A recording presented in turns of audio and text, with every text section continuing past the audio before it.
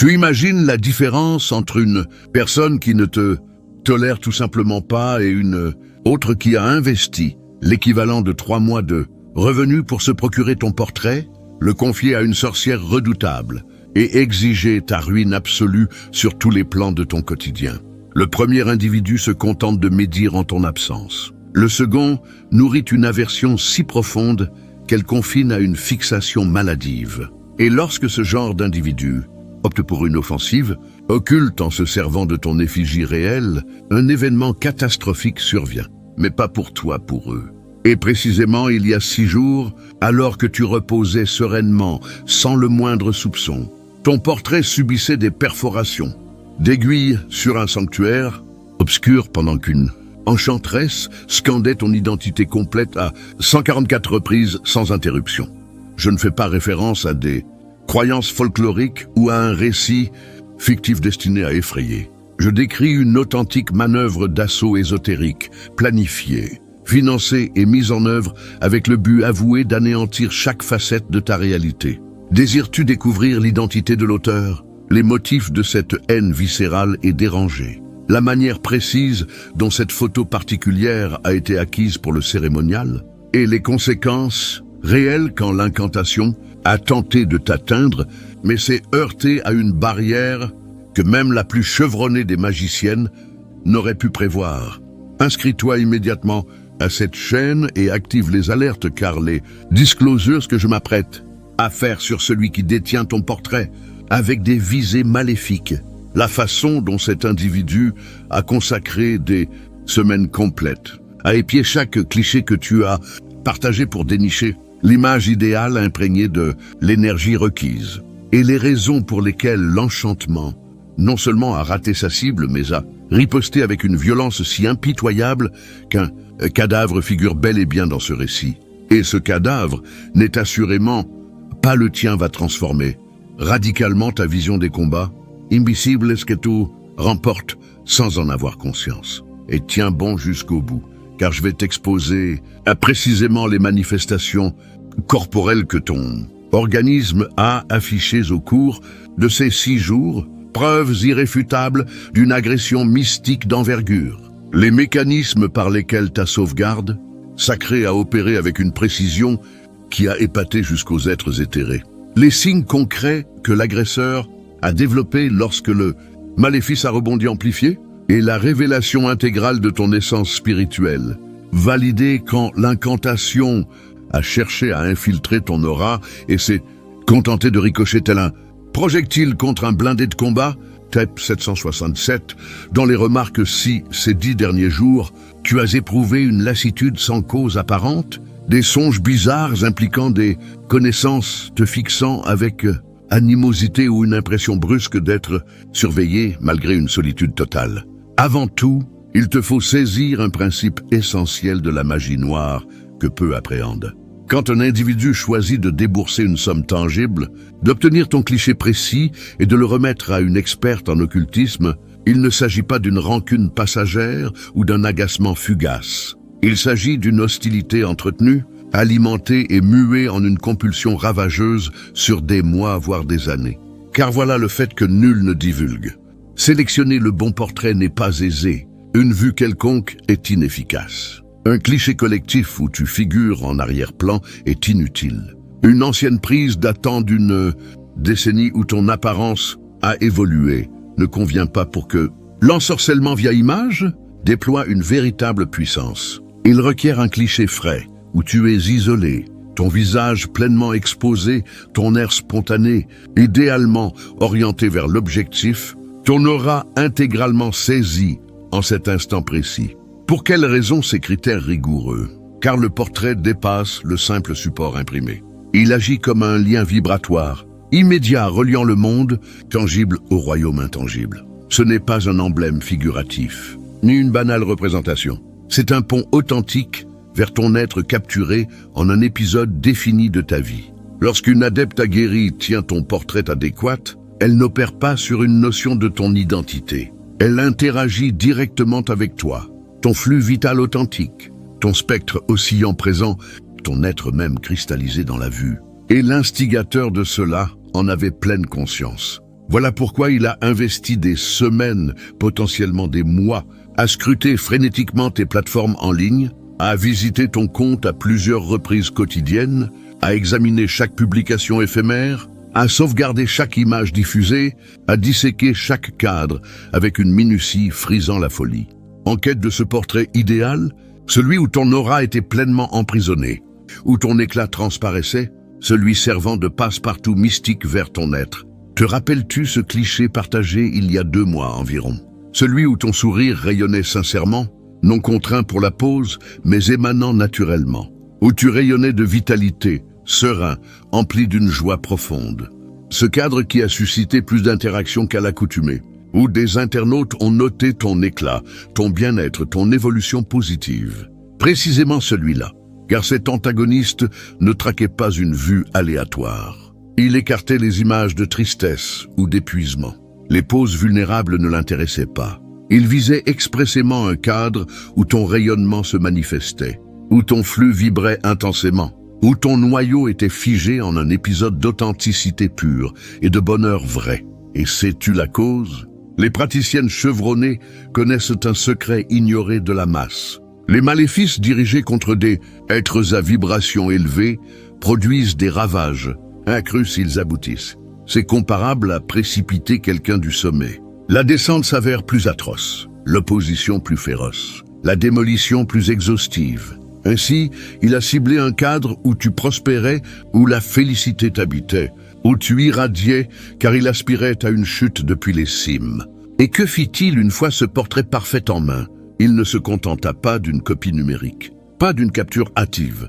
Il le téléchargea en résolution optimale, le dupliqua en divers emplacements pour éviter toute perte, puis se rendit dans un atelier d'impression spécialisée. Pas d'impression domestique sur feuille basique. Un lieu dédié. Il commanda une épreuve sur support photo premium en format généreux. Non miniature. Investit des fonds là-dedans. Des ressources détournables ailleurs. Patienta pour la finalisation. Revint ultérieurement, régla, emporta le paquet tel un bien inestimable et conserva ce portrait comme un artefact précieux. Non pour t'idolâtrer ni pour t'évoquer tendrement, mais pour t'éradiquer intégralement. Sur des jours, voire des semaines, ce cliché résida dans son porte-monnaie, à proximité, guettant l'instant propice, le feu vert, une échéance désignée par la magicienne comme optimale pour l'opération. Et à chaque ouverture, la vue de ton effigie déclenchait un amalgame perverti, d'aversion farouche et de gratification escomptée. Car dans l'esprit tordu et captivé de cet individu, ton effondrement était déjà scellé. Une fatalité imminente, il suffisait d'activer le schéma. Souhaites-tu connaître l'identité de cet être? Voici le segment qui va pulvériser tes convictions sur tes véritables alliés. Ce n'est pas un adversaire patent qui t'exècre ouvertement et que l'entourage perçoit. Pas un ancien partenaire dont la rupture a laissé des traces évidentes. Pas un rival patent te considérant comme un péril manifeste. C'est un individu qui t'offre un sourire lors des rencontres, qui paraît banal en toutes circonstances, qui te complimente peut-être sur tes succès tout en jubilant secrètement de tes moindres revers. C'est quelqu'un d'assez intime pour accéder aisément à des détails de ton existence, qui maîtrise tes habitudes précises, qui discerne tes faiblesses particulières.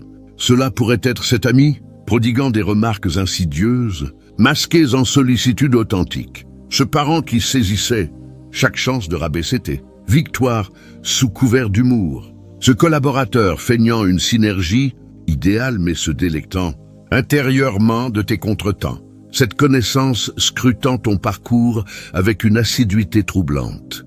C'est un observateur qui a consacré du temps à t'analyser tel un sujet d'étude, à décortiquer tes gestes comme un chercheur dissèque un spécimen, repérant des schémas comportementaux, à esquisser ton cercle relationnel, à identifier tes sources de joie, pour les saper précisément. Et quand il opta enfin pour l'action, rien ne fut laissé au hasard, pas une impulsion, mais un projet méticuleux déployé avec rigueur. D'abord, une enquête discrète via des réseaux ciblés, visant à identifier la magicienne suprême locale, refusant les novices ou imposteurs, exigeant une experte reconnue. Et une fois localisée cette enchanteresse, à la notoriété ténébreuse, Et aux retours effroyables, il fixa un entretien, cala une date, se déplaça, arriva avec ton portrait dissimulé et un pécule suffisant pour couvrir les frais. Sais-tu le montant total engagé? L'équivalent de 3 pleins mois de paye minimale. Release Cell. 3 mois entiers de rémunération pour une unique intervention mystique contre toi. Laisse cette réalité s'imprégner. Quelqu'un jugea que t'anéantir méritait 3 mois d'efforts laborieux, que ce renoncement pécuniaire marquerait son quotidien durablement, que cet engagement substantiel de capitaux, utilisable autrement, valait la peine. Et qu'indique cela sur toi? Que ton simple être bouleverse tant, illumine tant, intimide tant le microcosme, obscur de cet individu qu'il estima rentable de dilapider une somme colossale pour tenter de t'éclipser. Lors de sa première incursion en ce lieu, l'ambiance dissipait tout doute sur le sérieux. Murs teints en pourpre sombre, frisant l'ébène par endroits. Chandelles ébène et carmin disséminées. Certaines massives, d'autres minuscules, toutes embrasées, projetant des silhouettes alarmantes. Effluves âcres d'herbage rituel consumé.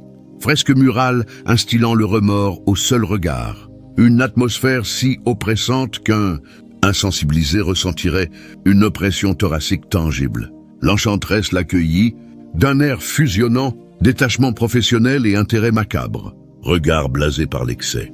Paume ayant accompli l'inimaginable. Aura exsudant une puissance obscure amassée sur des décennies. Elle s'abstint d'interroger les raisons, ignora les intentions. Les authentiques praticiennes ne jouent pas les conseillères spirituelles. Elles exécutent dans des sphères que l'on préfère occulter. Versent le tarif idoine. Elles accomplissent. Point final, sans verdict, sans curiosité. Elle posa ton portrait sur la surface. Et quand l'enchanteresse l'examina vraiment, une infime altération faciale surgit. L'espace d'un éclat, une hésitation, comme si elle avait détecté une empreinte vibratoire. Un bouclier gardant. Mais les fonds trônaient déjà. Elle empoigna fermement le cliché, le contempla longuement, puis formula l'interrogation protocolaire. Es-tu formellement décidé à procéder? Car une fois engagée, nul recul. Et elle répliqua sans vaciller, haine palpable impressionnant même l'experte. Accomplit l'indispensable pour pulvériser totalement l'existence de cet être. L'intégralité, sans borne, sans frein. L'enchanteresse inclina la tête posément, rangea le portrait en un compartiment dédié, inventoria les billets avec soin et déclara d'un ton neutre « Reviens dans 7 jours pile. L'opération sera achevée. » Pour les curieux avides de profondeur, du contenu privilégié figure en description et commentaires fixés. Mais voici ce que cet adepte chevronné omit. Opérer sur l'effigie d'un protégé, spirituel authentique, n'entraîne pas un échec inerte. Le maléfice est capté par le rempart, disséqué en ses composants vibratoires, tracé à sa genèse exacte, suit la voie complète jusqu'à l'origine, puis reflue, non atténué mais boosté au prorata de la virulence initiale. Pas un châtiment mystique spontané, une règle ésotérique invariable, agissant avec exactitude algébrique. Au fil des 7 journées suivantes, cette enchanteresse œuvra à ta perte avec un zèle presque louable s'il n'était pas intégralement ténébreux. Nuitamment sans exception, à 3 heures précises, créneau réputé optimal pour les pratiques sombres, elle enflammait des chandelles noires, en agencement défini, centrait ton portrait sur un autel élaboré avec précision, et entamait une séquence cérémonielle d'environ 2 heures. Première veillée, 7 pointes fichées en zone ciblée de ton effigie. Chaque insertion délibérée, mesurée, accompagnée d'incantations en idiome prohibé. Première pointe au crâne, délire cognitif aigu, incapacité décisionnelle. Seconde au cœur, tourment affectif ravageur, perfides trahison, isolement total. 3e et 4e aux paumes, ruine pécuniaire apocalyptique, initiatives avortées. 5e et 6e aux plantes, immobilisme absolu, stagnation irrémédiable. 7e là où réside ton essence nominative, assaut frontal sur ton moi fondamental. Seconde veillée, escalade, herbes spéciales consumées autour du cliché, substances Breisgard. Destructrice de sérénité psychique. Fumée épaisse nimbant l'image durant 144 récitations nominatives. 3e veillée, intégration d'artefacts personnels acquis, sans doute un objet effleuré par ton aura, serviette usagée ou feuillet manipulé. reliquat vibratoire persistant. Quatrième veillée, appel plus abyssaux, invocation d'ombre plus noire, promesse de don pour assurer l'efficacité suprême. Cinquième veillée, aspersion de fluide rituel sur le portrait, élixir traditionnel, amplificateur de chaos. Sixième veillée, consolidation préliminaire pour fusionner les maléfices en une entité cohérente. Septième veillée, activation terminale, rite convertissant l'accumulé en vecteur dynamique, traversant les plans pour t'impacter. Demande spécifique, perte professionnelle humiliante, déclin sanitaire indiagnostiqué, lien brisé par quiproquo, évaporation financière imprévue, sérénité pulvérisée par angoisse tétanisante, tout contact muet en fiasco, sommeil sans récupération, nourriture sans sustenance, existence sans vitalité, malédiction exhaustive visant à muer ta vie en purgatoire intime. Et durant ces 7 jours ardus, quels étaient tes ressentis? Voici où les pièces s'assemblent logiquement. Te souviens-tu de cette semaine anormale débutée il y a 6 jours? Celle où une fatigue inexplicable persistait malgré 8 heures de repos, où ton intellect paraissait embrumé sans motif, voilé de brume, où des futilités exaspéraient outre mesure, où un fardeau corporel pesait sur ton torse, où tes visions nocturnes déviaient de l'ordinaire, où une perception déconcertante de surveillance t'assaillait en isolation. Pas une tension banale, pas un épuisement somatique standard. Ton rempart ésotérique flairant une offensive colossale et ripostant pleinement.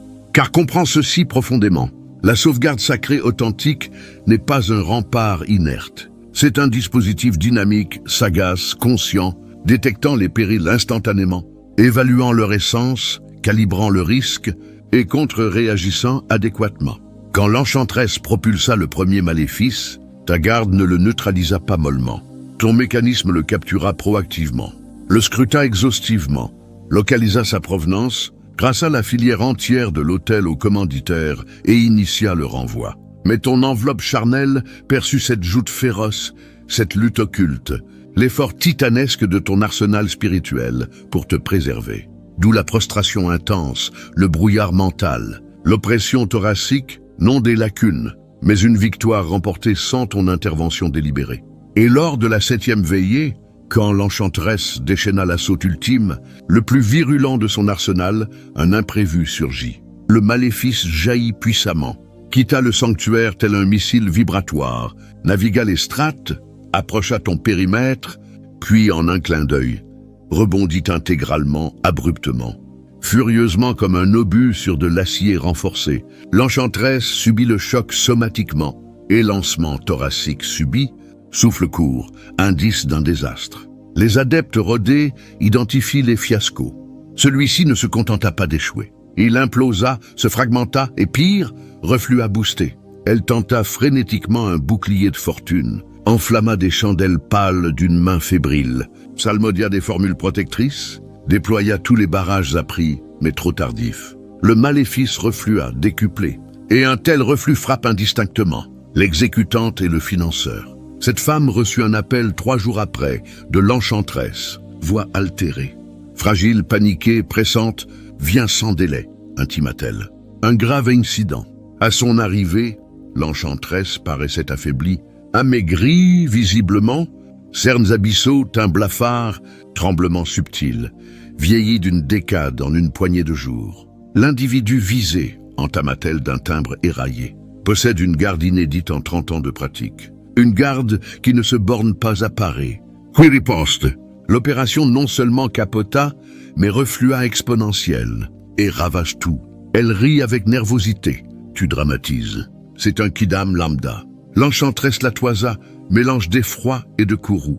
Quidam lambda. Un lambda n'implose pas les incantations, n'a pas de garde autonome, pas de veilleur riposteur. Cet être n'est pas lambda, protégé rarissime. Agisse alors, exigea-t-elle. J'ai versé une fortune. Nul or ne me convaincra de persister, rétorqua l'enchanteresse. Je lutte pour survivre au reflux. Fais de même. Mais sourde, ulcérée par l'investissement vain de 3 mois de paye, elle quêta une seconde enchanteresse, supérieure à renommée plus noire. Localisa, plus onéreuse. Narra l'affaire. Exhiba ton portrait d'heure-chef, proposa le double. La seconde examina le cliché, la jaugea et livra un avertissement dissuasif. Si le premier capota si violemment, cause majeure. Les essences gardées ainsi ne se défient pas. Mais si tu persistes, j'essaye, sans garantir ta survie. Et elle, obnubilée par l'aversion compulsive, insista.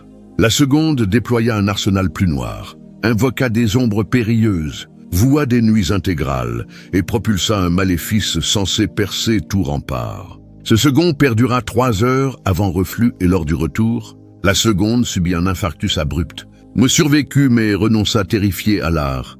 Et la femme, voilà le chapitre titulaire bouclant la boucle. 5 jours plus tard précisément, des anomalies somatiques émergèrent, céphalée tenace insensible aux remèdes, haut le cœur chronique inexpliqué, affaiblissement croissant. Consultats, examens révélèrent une anomalie inattendue. Médecin perplexe, récemment en pleine forme. Désormais une affection grave surgit ex nihilo. Thérapie urgente, mais son organisme s'éteignait méthodiquement. Hospitalisé 7 jours après. Critique 14 jours plus tard. Défaillance pluriorganique. Décédé 21 jours après. Diagnostic officiel. Collapsus multi-organs idiopathique. Sans antécédent pathologique. Sans prédisposition. Sans éclaircissement clinique. Proche sidéré. Entourage incompréhensif. Mais la première enchanteresse, informée, opina du chef car elle saisissait. Le maléfice reflua si sauvagement qu'il siphonna sa vitalité quotidiennement. Pas une sanction divine théâtrale, une répercussion ésotérique exacte. La charge négative projetée avec fureur reflut décuplée face à une garde supérieure. Et toi tu poursuivis ton parcours routinier, peut-être ignorant l'ampleur. Mais ton essence intérieure enregistra. Ton esprit nota chaque assaut. Ton arsenal gardant annihilait sans ton geste. Car voici l'ultime vérité. Tu n'es pas un lambda chanceux évadé. Ton essence bénéficie d'une garde sacrée si robuste qu'elle active seule même distraite. Et pourquoi ce calibre de bouclier? Car préincarnation, en sphères élevées avec souvenirs intacts, tu t'engageas pour une quête dédiée. Acceptas cette terre pour irradier dans l'ombre. Éclairer où d'autres s'assombrissent. Et les puissances éthérées validant ta voix, premier rang la garde, requise pour l'accomplir. Non par élitisme, mais par devoir ésotérique imposant ta pérennité face aux offensives prévisibles. Les lumineux attirent invariablement les assauts, systématiquement.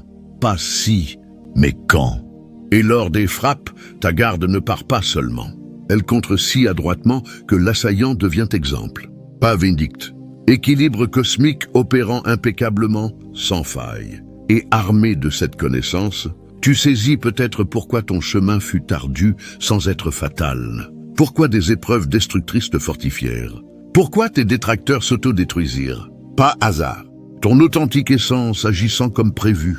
Ton avatar de combattant éthéré. Et quand on s'en prend aux combattants éthérés, l'agresseur affronte non un mortel. Fragile, mais une puissance sacrée, ripostant mesurée. Ainsi être élu, tu détiens la révélation pleine. Pas un maléfice raté fortuit, mais un antagoniste si haineux qu'il dilapida une somme, acquit ton portrait, consulta 2 enchantresses distinctes, et les 2 opérations capotèrent. Non, seulement mes refluendes si destructrices qu'un cadavre existe. Et ce cadavre n'est point le tien. C'est l'individu ignorant sa cible, confondant ta bienveillance avec fragilité, ton mutisme avec naïveté, ta quiétude avec exposition. Il chargea pour te briser, mais valida ce que les plans supérieurs savaient. Intouchable, inébranlable, inextinguible, car tu transcends la survie humaine. Tu es une awareness éthérée sous garde infaillible. Et tout challenger ne défie pas uniquement toi, mais l'intégralité du rempart sacré enclenché lors de ton incarnation.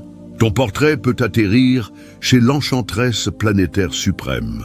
Elles peuvent tourdir les rites les plus noirs, appeler les ombres les plus létales. Rien ne franchit une garde extramondaine. Pour les persévérants, arrivés ici, désirant explorer, comment opère cette garde sacrée autonome et renforcer le lien à ton moi véritable. Un paquet dédié coûte moins qu'un repas rapide, incluant audio, intégral et manuel de contemplation 5 minutes en prime.